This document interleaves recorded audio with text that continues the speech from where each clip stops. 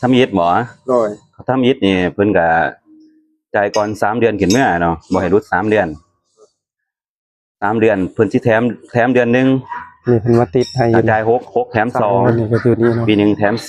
4ราคาเริ่มต้นแม่น 165,000 ต่อเดือน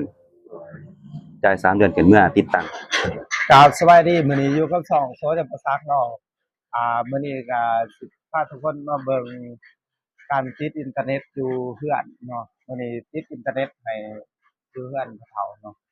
สิพาว่าเบิ่งภาพบรรยากาศว่าติดเพิ่นสิติดถึงหรือติดช้าว่าโปรเน็ตของเพิ่นเป็นแบบไรนะมาติดตามชมติดตามรับฟังกันเลยเนาะในคลิปนี้มีคำตอบฝากทุกคนกดไลค์กดแชร์กดติดตามให้เด้อคนละเอาไปได้มีกาติดกำลังติดไวไฟมีหัวโมเด็มมันจ่ายสัญญาณไวไฟตัวใจสัญญาณเดี๋ยวผมมา2 คน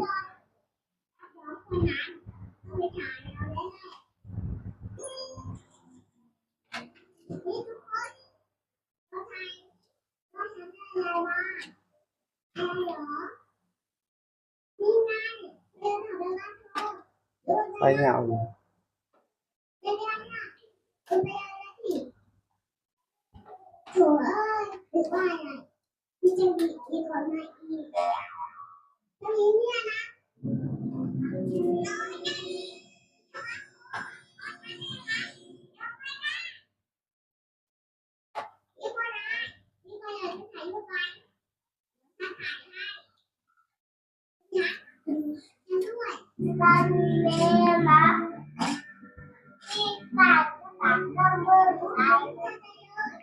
ติด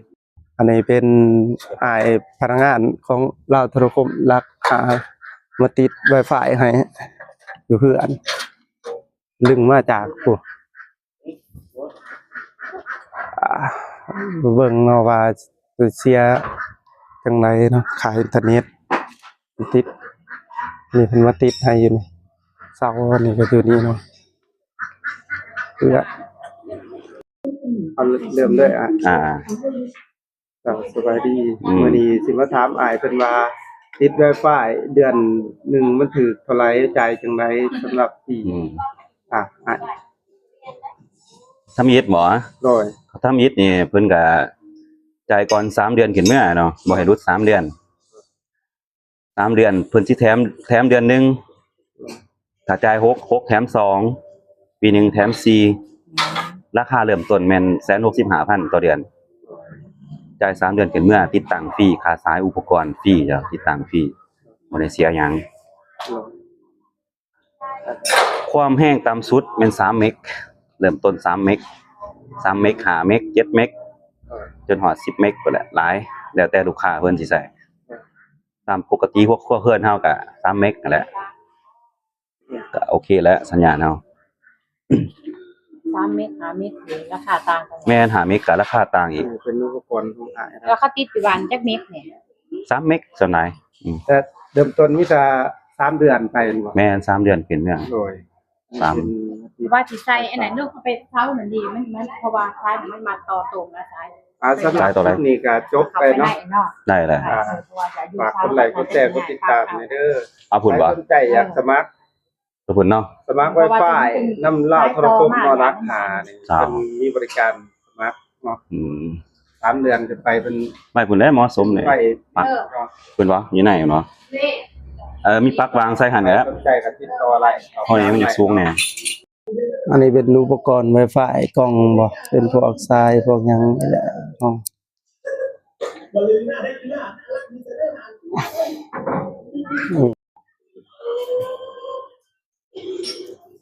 ตอนนี้กำลังยังสายไฟฟ้า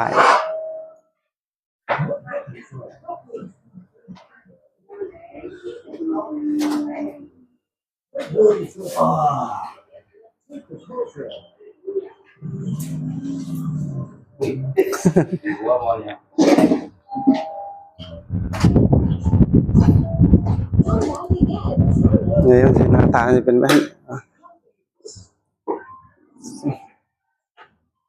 คอดถ่ายนะ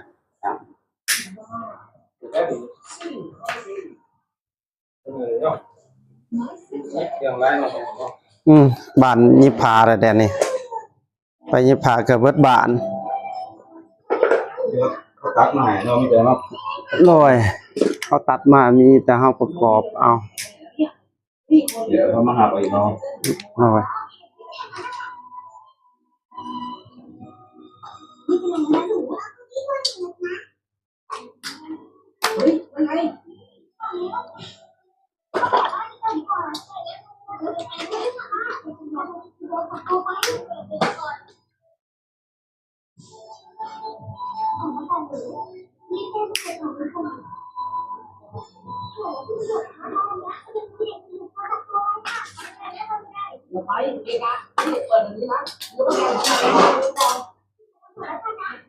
บ่อน้ำก็ได้นะวันนี้อันนั้นอันนี้อันนั้น บ่อน้ำก็ได้ท่านจะอย่างนั้นมันจะอันนี้ตัวได้ท่านสั่งเขาสิเอาไม้อีกอย่างอีก สายประกอบ ขอโทษใส่ไม้อายเนาะ สายดิ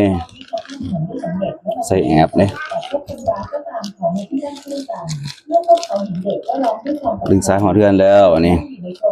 นี่จะตัดต่อสายแล้วก็เสียบใส่อุปกรณ์เฮาโมเด็มเนาะนี่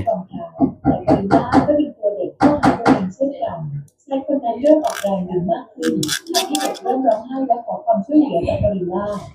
ลุกขึ้นและพูดให้ชายคนนั้น สายใหญ่แก้ว หลังจากนั้นเด็กก็เริ่มเล่นกับกอริลลาอย่างสนุกสนานจากนั้นชายอีกคนพยายามยกตัวเด็กขึ้นด้วยไม้แต่กอริลลาก็ค่อยๆอุ้มเด็กลงจากไม้และวางไว้บนพื้นอย่างปลอดภัยจากนั้นกอริลลาก็กดไม้ลงและชายคนนั้นก็ มาต่อสายตัวนี้ ต่อมาเด็กนอนหลับข้างๆกอริลลาที่ยังเป็นชายคนที่สามเข้ามาและมีการดูแลกอริลลาก็ติดขึ้นมาจากชายคนนั้น ตัดประมาณนี้ มีการก็พากันปรบมือจากนั้นเด็กก็พยายามหนีออกทางอีกด้านของโรงแต่ครั้งนี้ก็เป็นรักจับใจได้ถ้าว่าคนหนึ่งกำลังข้ามถนนที่มีรถวิ่งด้วยความเร็วสูง ไหน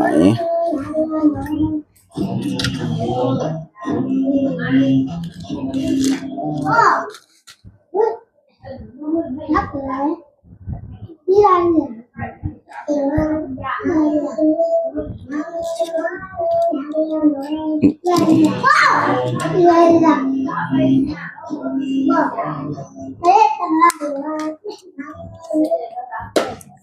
มาต่อใส่กันมานี่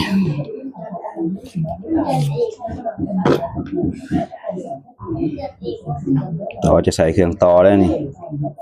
ต่อแบบสายไฟฟ้าเฮาบ่ได้เลย ขอนเป็นสายใหญ่แก้วต่อแก้ว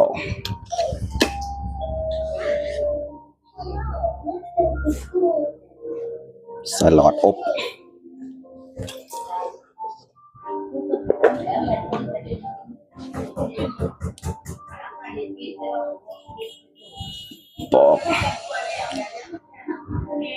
ปอกเห็นแก้วมัน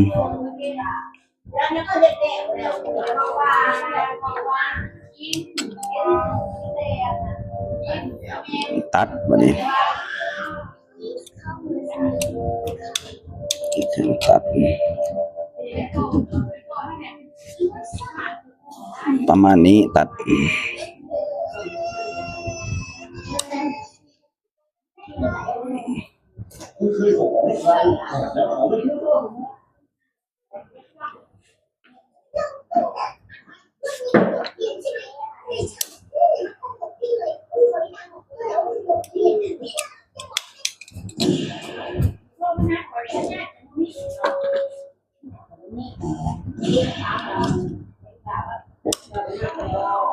ต่อ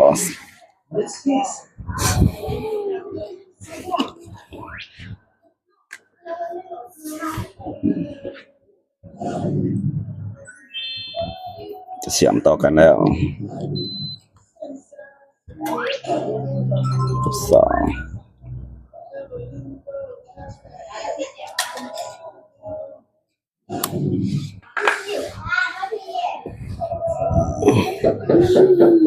ต่อแล้วเราจะมาอบบัดนี้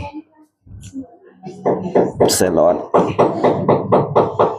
ให้มันยึดกันเด้บ่ให้มันขาดเด้อ่า อันนี้มันเป็นเครื่องว่า แม่นเครื่องต่อสายใหญ่แก้ว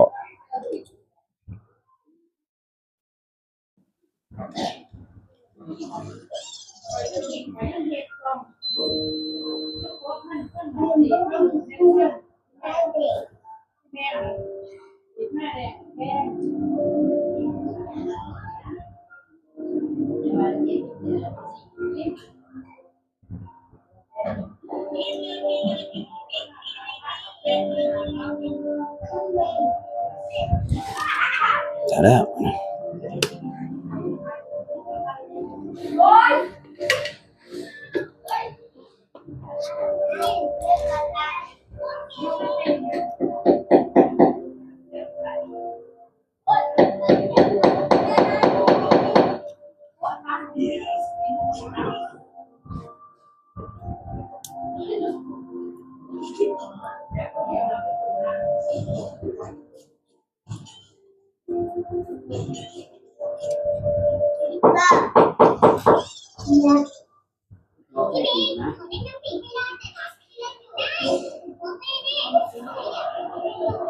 แขนไฟฟ้าบ่ได้ดอกตัวใหญ่